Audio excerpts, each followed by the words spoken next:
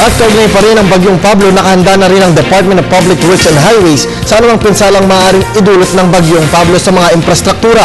Ito'y habang nakaantabay naman ang Philippine Coast Guard sa paglulunsad ng Operasyong Panaklolo sa mga posibleng maging biktima ng trahedya. Si Noel Perfecto sa ulat. Handa na mga ahensya ng pamahalaan sa anumang magiging kalalabasan ng paghagupit ng Bagyong Pablo kapag ito'y maglandfall anumang oras mamayang gabi sa southeastern at eastern portion ng bansa. Ayon kay DPWH Undersecretary for Operations Romeo Momo, kanya nang inatasan ng mga district offices sa Surigao del Sur, Agusan del Norte at Agusan del Sur, Oriental, Butuan City, Cagayan de Oro City, southern part ng Palawan, Visayas at pati na rin ang Regions 13, 11, 10, 8, 7, and 6, gayon din sa Region 4B ay inalerto na rin hinggil sa paghahanda sa paghagupit ng bagyong si Pablo. Handang-handa na po ang Public Works. Well, yes. As always naman, lagi tayong handa. No? Sabi ko nga, once there is a signal typhoon number 1, automatic na ang ating mga implementing offices, alam na nilang dapat nilang gagawin.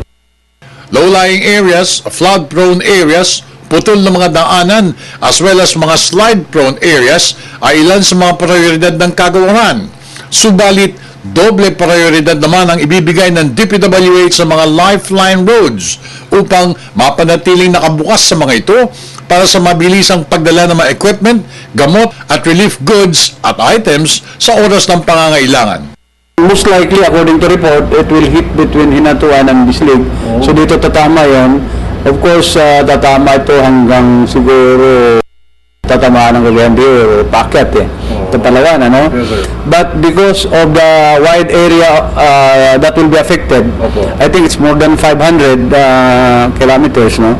Yung area na yan. Yung diameter yan. So probably tatamaan din ang part ng Compostela Valley, Nabunturan, yung mga areas na yan, yung ating mga district engineering offices along this typhoon route ay nabigyan na natin ng mga kaukulang instructions. Pero lahat ho, pati ho sa Visayas area ay pina-alertohan na rin po natin. Lahat, kasi I think from here it will go up towards the island of Negros, and then it will exit Palawan. Samantala, nagpalabas na rin na advisories ang Philippine Coast Guard hinggil sa paghahanda ng mga sasakyang pandagat, malaki man o maliit, mga fisher folk, motor bangkas, gayon din ang mga pasahero ng mga vessels ngayong papalapit na ang bagyong si Pablo.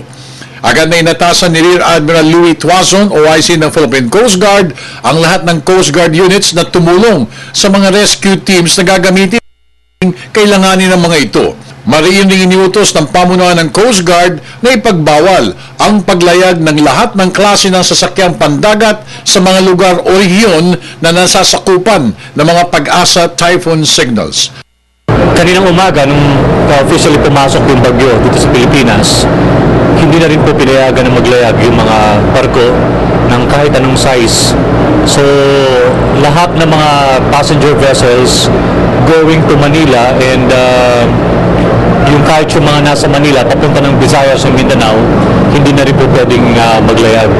And we are continuously monitoring yung mga stranded passengers doon sa areas ng Visayas at Northern Mindanao, at nakikipag-ugnayan tayo doon sa mga local government units kung paano sila matutulungan. We also advised yesterday the fishermen at saka yung mga small boats not to venture anymore into the sea sapagkat dito sa Eastern Seaboard medyo delikado na sapagkat malalaki yung alon. Para sa Telebisyon ng Bayan, ako naman si Noel Perfecto.